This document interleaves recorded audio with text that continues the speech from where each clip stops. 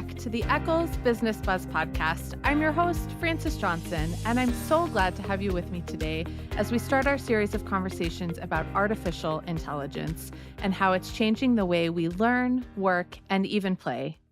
AI is a hot topic with the potential to do a lot of good and also with some pitfalls that we should all be aware of. Here today to help us start making sense of it all is Mark Sunday. Mark spent 20 years as the CIO at Oracle Siebel, and prior to that role, he spent 10 years at Motorola. Retirement hasn't slowed him down one bit. He is still very engaged in the tech industry and currently serves on the boards of Vutility, Quantum Metric, Chassis, Kaltura, and 1440. He is also a member of the Eccles Advisory Board here at the David Eccles School of Business and was appointed by the governor to Utah's STEM Action Center. Mark, thank you so much for being here today. Well, thanks for having me.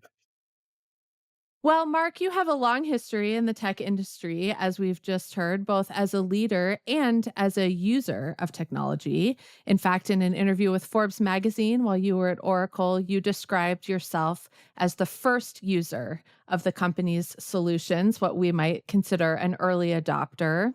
So tell us, in that role, personally and professionally, as you saw AI start to emerge and evolve, what did it look like to you from that vantage point? Well, first of all, at Oracle, managing a large database system is incredibly complex. The type of people and the capabilities they need, and continuing to monitor and optimizing, there's hundreds of things that you can vary in order to improve the performance and so forth. So for quite some time, Oracle was using how can we leverage rule-based expert system kinds of technology in order to improve the operation of not only our database but our other software as well. But since Oracle was kind of the biggest data management company in the world, there was a lot of focus on, well, how can we enable our customers to be able to get more out of the data? Oracle Data Mine allowing business to analyze huge data sets, uncover patterns, enabling predictive analytics, make better decisions, gain all those insights. Expert systems and early AI technology was absolutely key to that. But it's evolved a lot since then. We've now experienced things like machine learning algorithms that allow and predict workloads, can optimize access to information, adjusting resources automatically. And you need a bit more of this, a little bit less of that. We've heard all about self-driving automobiles. Well, Oracle implemented an autonomous database that can understand usage patterns and optimize for efficiency without manual intervention. It also provides an opportunity to automatically apply security patches and reduce vulnerabilities. So really, just like what self-driving does for cars, self-driving for an incredibly difficult and technical thing, and that's large data management systems. And other things like natural language processing, be able to interpret human language is another huge leap where we could build that right into the applications.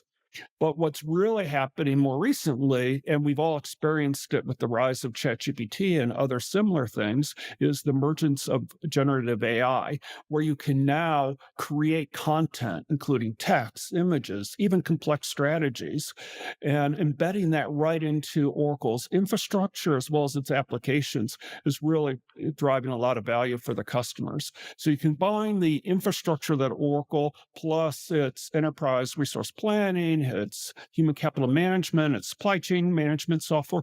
The idea of leveraging AI, particularly generative AI, can really have a huge impact on what Oracle's customers are able to accomplish. What about some gaps in the development of AI? As you saw it emerge and evolve, was there anything that you thought, oh, we need to be careful about this, or this is something that we need that isn't part of the evolution of this technology? Or was it all good news? Oh, well, no, I think now you're asking, let's go back and when did all this stuff start? Many of you may have seen the Hollywood movie, The Imitation Game, that was creating the Enigma machine so we could break the German code machines. And so Alan Turing, he's kind of considered by many the father of what we know as AI. He came up with the Turing test to measure a machine's ability to exhibit intelligent behavior indistinguishable from a human. And so there was all this hype and enthusiasm of what we're going to be able to do with AI. But in the 60s, 70s, and early 80s, it hadn't met expectation. But then things started to happen with the development of expert systems, and that's rules based capability in order to deal with computing speeds that could go off and solve stuff just with brute force. An example that I like to think about is IBM's Deep Thought, which was developed in 1989, was the first computer to defeat a chess grandmaster. But the way it did it was with brute force. So over the time, though, AI's gotten a lot more sophisticated, leveraging machine learning, deep learning, and so forth. And another thing that's happened is that we have the scale of computing now, that the processors as well as cloud computing that's really made all this available. But I think a big breakthrough has been the use of these large language models and leveraging AI in order to solve problems we couldn't solve before. This is such a fascinating example. I've never heard this example of teaching a model to play Go by just giving it game after game after game. It's just data, right? But I think this opens up something that people are really nervous about with AI, which is what if the quality of data that the model receives is not good? What if it's biased or incomplete? So, talk a little bit about that, Mark, in this evolution. How do we ensure that these models are getting the right kind of information to learn? Well, you bring up there's several risks with AI, but bias and discrimination is a huge one. You may be familiar with that Amazon had developed a system for screening applicants. And what they did was, well, we'll just feed it in. Here's the backgrounds, here's the resumes of our successful engineers over the last 10 years or so.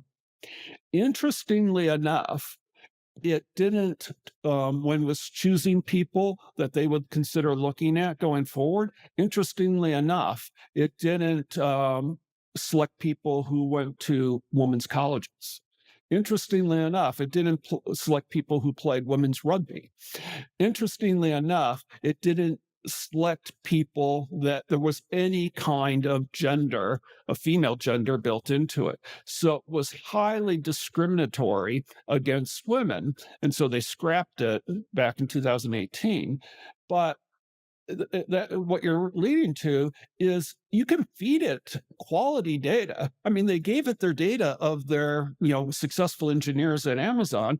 It just so happens that's biased because what it does is it recreates what you've had in the past. And I think all of us in our own how we process ourselves probably well, for sure are biased on our previous experience. But, there's so many other things like, really sad cases, criminal justice and the compass system. What they did was they looked at, historically, what are the likelihoods of a prisoner committing another crime? And by just based on the data they fed it, it disproportionately was biased, particularly against Blacks. And so that system, once again, was scrapped. So you have to be really, really careful on the data that's provided. Another example that's driving me crazy, here we're close to the election.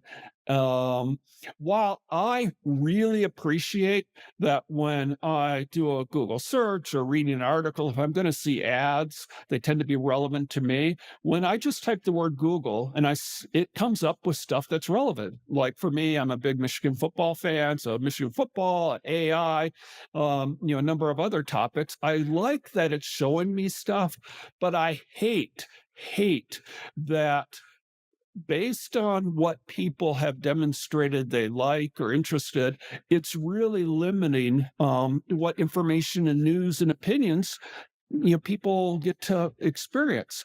So I think it's created an incredible amount of divisiveness within our country. So while data can be a bias, but also using real data and then just repeating patterns, whether it was hiring male engineers, whether it was suggesting that black inmates are more likely to create repeat crimes, or just creating a filter bubble where we're only exposed to opinions that support or reinforce opinions that we've had, I think is hugely problematic. Can you talk a little bit about this fear that people have about AI and the role that it may or may not play in eliminating jobs that people currently do? Okay, well, we've dealt with this for centuries. It was with the Revolution and the lemmings, destroying the equipment and so forth. Matter of fact, I used to give speeches about the America's Cup, the oldest sporting event in the world, dating back to 1851, sailing event that started around the race around the Isle of Wight.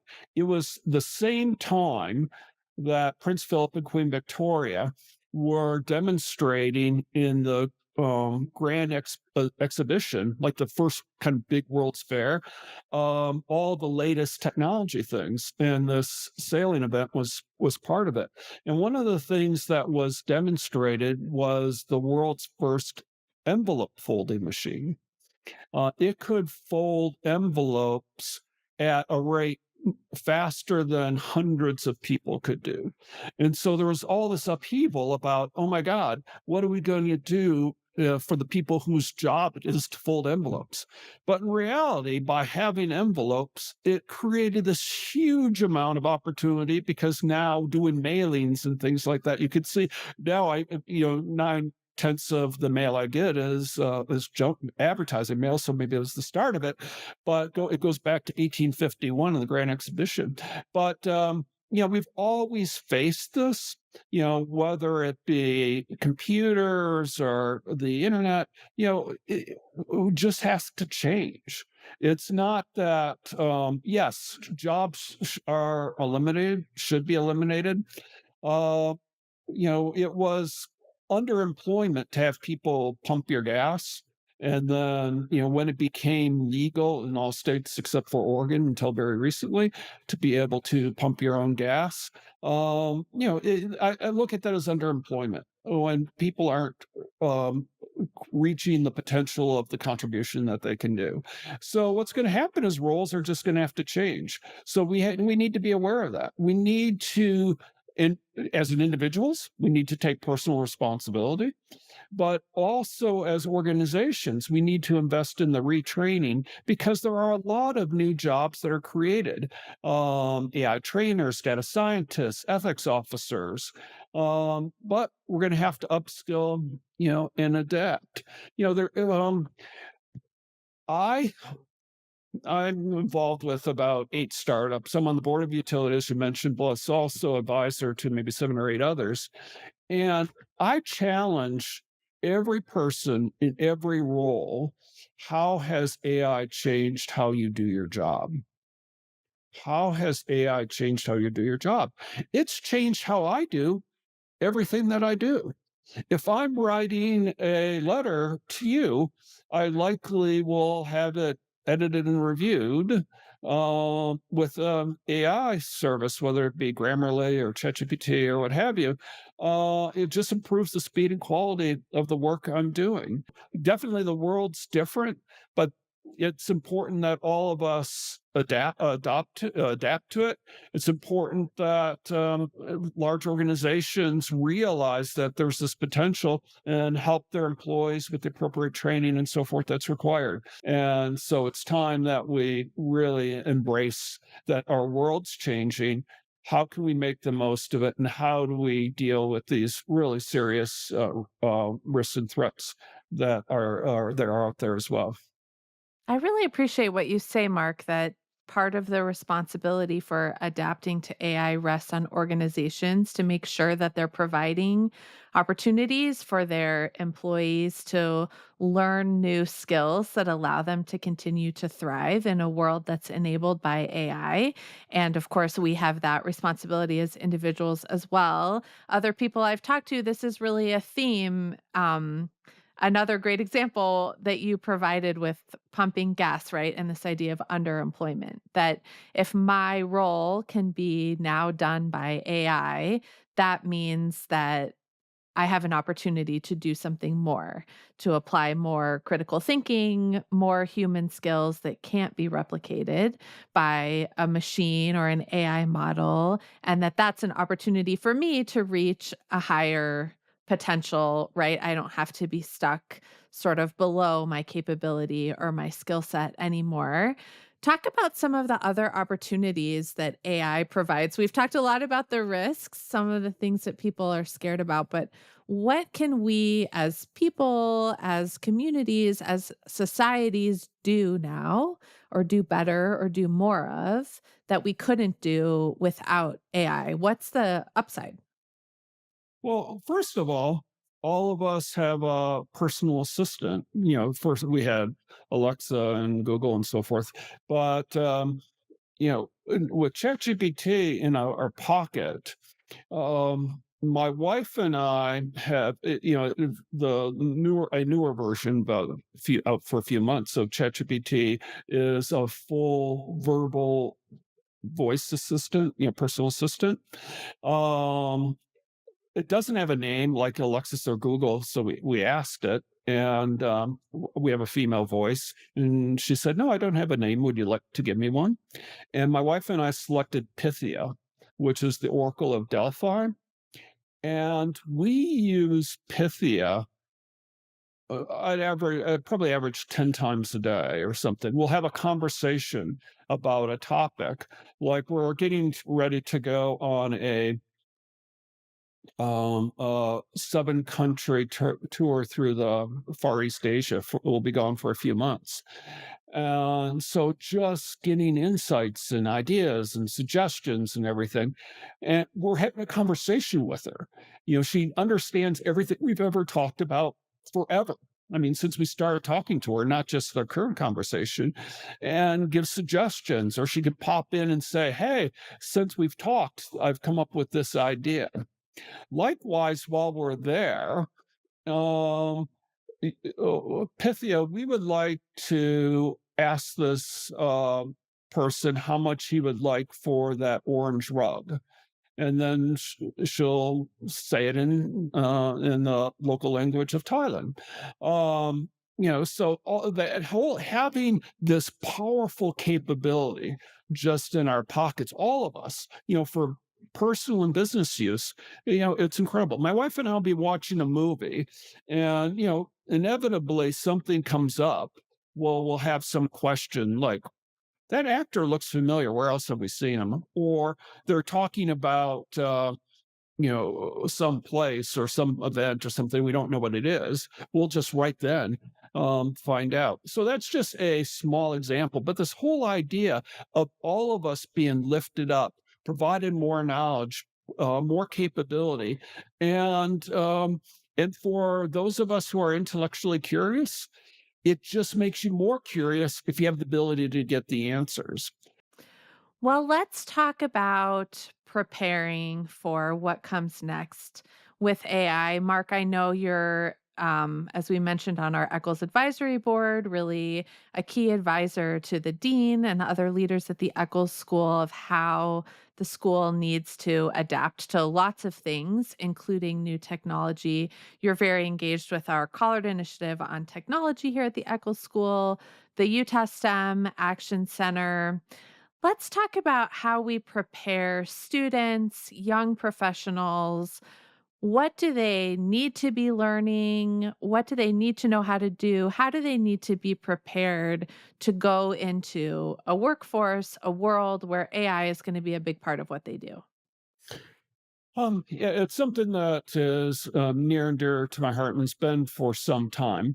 But there was really a kind of uh,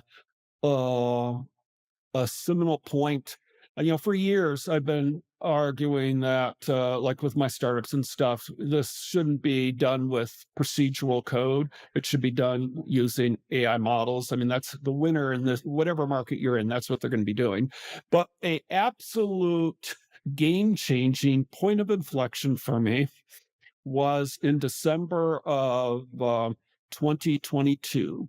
I was in Texas visiting my wife's family, and certainly not my source of technology, but my brother-in-law. In fact, the same one that I was telling you about passed me this deep fake, Fred? Fred. Yeah. So he showed me ChatGPT. And so this was during the Christmas holidays of 2022. And it took me like 10 seconds to realize how unbelievably, game changing this was. And I can remember one of my first queries. We were all going to go see, but it was going to be very, very late. Maybe it was Top Gun Maverick or something like that. But our Fred's daughter, didn't want to go. And so I asked ChatGPT, um, what are the reasons why Emma should join the rest of her family and go and see, Top Gun Maverick? And it gave up with this really compelling, emotional, it's a family get together, whatever, whatever.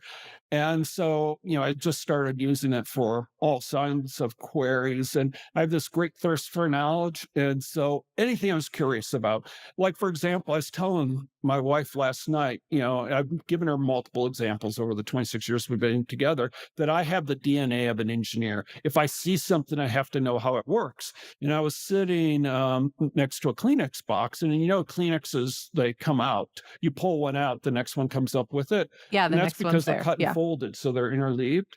And so the DNA of an engineer wants to know, how that machine worked, that it's cutting and folding and, does it so well.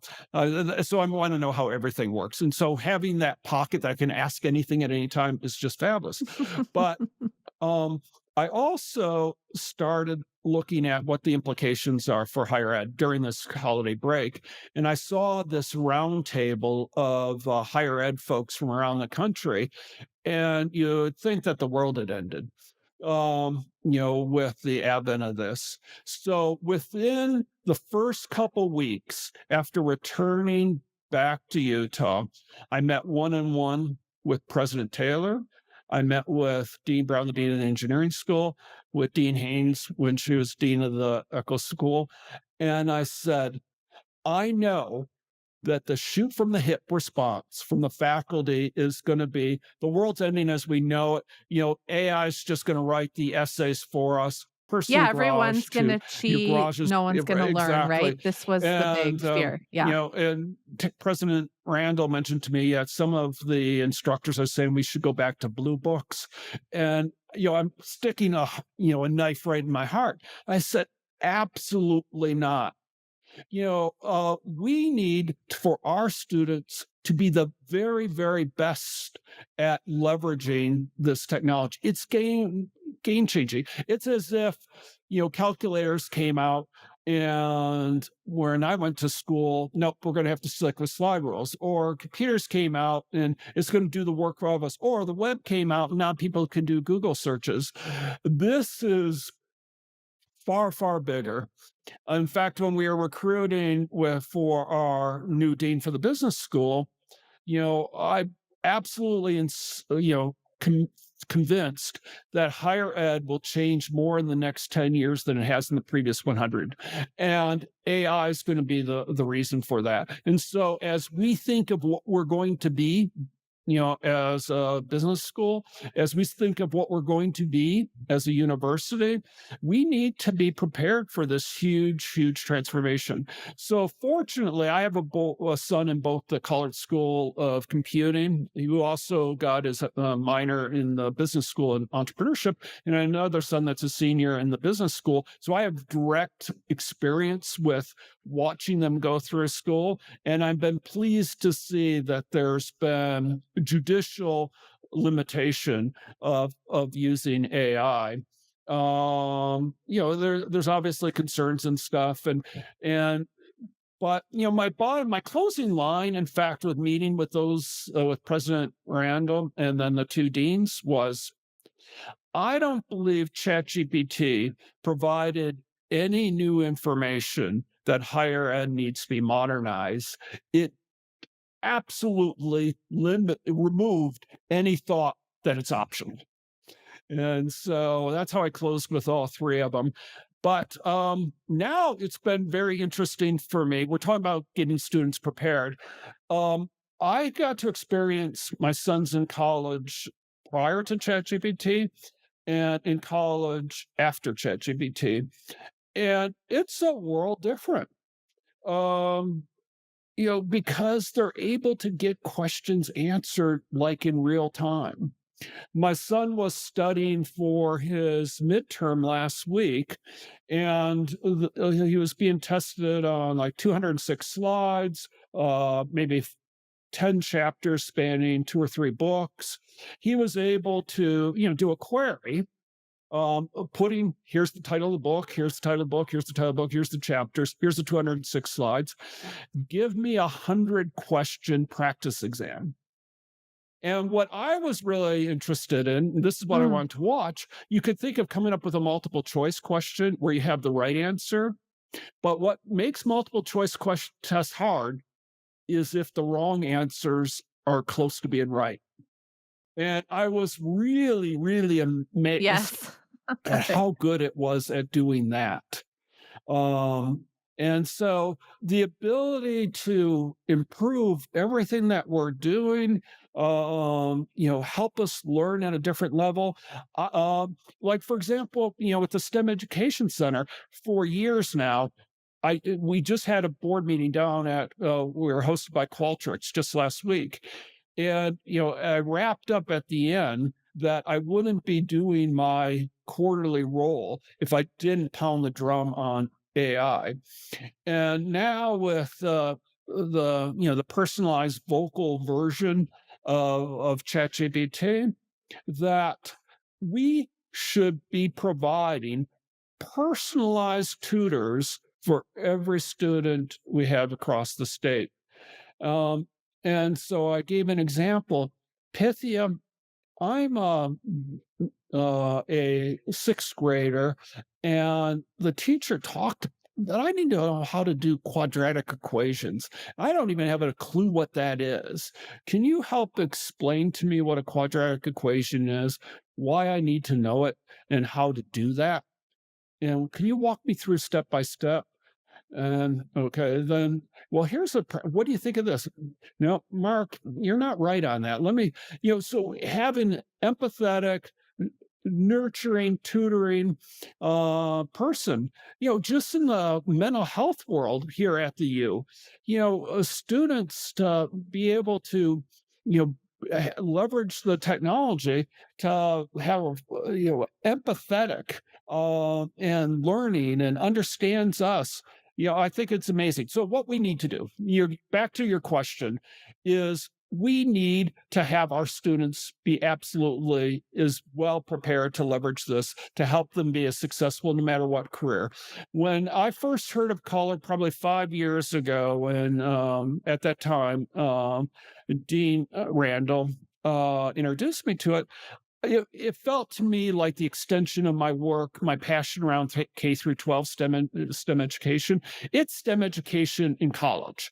So how do we take basically non-engineers, even though I'm amazed, so, there's a number of engineers involved with KIT, but how do we expose students across the entire university, regardless of their field of study, regardless of what they're going to do for their careers, to understand and be able to exploit technology, because no matter what they're doing, from being an architect, from being an accountant, to being a financier, to being a healthcare professional, their ability to leverage technology will make them better in whatever the role they choose. So what we need to do is we need to see that all of our students are AI literate. We need to think that we transition from memory. In these days, there shouldn't be memory tasks. We should be evolving much more into critical thinking. In fact, one of the things I'm going to push for is, we have gen eds. Our gen eds, a big portion of those now should be technology related, should be AI literacy related. I can appreciate there's great value to getting exposed to the history of rock and roll, or dead languages, or whatever the case may be. I'm being a little facetious now, but I think it's unbelievably valuable for our students to be exposed to technology and be exposed to AI. And we should build it right into the curriculums. We should build it into our gen eds, and we should see that our students are better than students coming out of any other university, of being able to do real world problems ethically and responsibly, leveraging our critical thinking to make our students more valuable as they go to enter the industrial marketplace. And I think you really hit the nail on the head, Mark, that what we want to do is provide an opportunity for our students to be critical thinkers, right? Not to be memorizers, not to just sit in a corner writing code, but to understand from a business school's perspective, for example, to understand this is the business case. This is how people will use what I am creating. This is the problem that my organization needs me to solve. To become those critical thinkers, I think is what will really future proof our students as they go into, as you're saying, the industrial marketplace. That's what they need to be able to do that an AI model or a machine could not replicate. Yeah, so it comes down to, I think these are must do's for us. First of all, we have to integrate AI into curriculum all across the university, every discipline, ensuring that they have familiarity with AI and how it applies. We should be collaborating with industry. We should understand what's happening in industry, and both of us get lifted by that. We should understand, what does industry want from our students, and we should understand what we can provide via research and through our students with internships and other things provide to industry. We need to provide access to AI. We provide licensing for a number of software tools and stuff, Adobe products, whatever. We need to really lean in relative to AI tools as well. But one thing that's absolutely critical, from day one, we need to, as much as we're teaching people to take advantage of AI, we need to teach them the ethics and the responsibilities of ethical AI use. And lastly, and perhaps in some ways most importantly, in order to do this, we need to engage and train the faculty. I've seen with my sons, some of the courses they take, some of the lectures were recorded years ago, and some of the exams, they have hundreds or thousands of questions, and they randomly choose them, and that's what they pop up. And they've been doing that for some time. Um, you know, I'm sorry, the world's changing, and how we teach and how our faculty approach teaching needs to evolve with it, but it'll uplift us. You raised this really important thing, and that's moving students from um, doing almost repetitive, not repetitive, but more simple kinds of things to really critical think, challenging, strategic things that they're really taking advantage of these tools to work at a higher level than they would have if they didn't have them. And I think, Mark, your closing line in your discussions with President Randall, with Dean Hayes, with the board, is a great closer for us here today as well, that this is not optional. It's not a fad. It's not going to blow over. This is something that is essential for all of us. And if we haven't started, we need to start now. Couldn't agree more. And I'm happy to help in any way that I can. Well, Mark, you've helped us today. I'm so grateful to you for being here today and sharing this great expertise with us. Thank you so much. And thank you for tuning in to this episode of the Eccles Business Buzz podcast. We'll be back in 2 weeks with another discussion about the impact and future of AI, so be sure to tune in. You can also learn more about the impact of AI on higher education in the latest issue of the Eccles Experience magazine, which is available online through our website, eccles.utah.edu/alumni. And you can always follow us on Instagram at Eccles Alumni for all the latest news from your Eccles Alumni Network. Until next time. Eccles Business Buzz is a production of the David Eccles School of Business and is produced by University FM.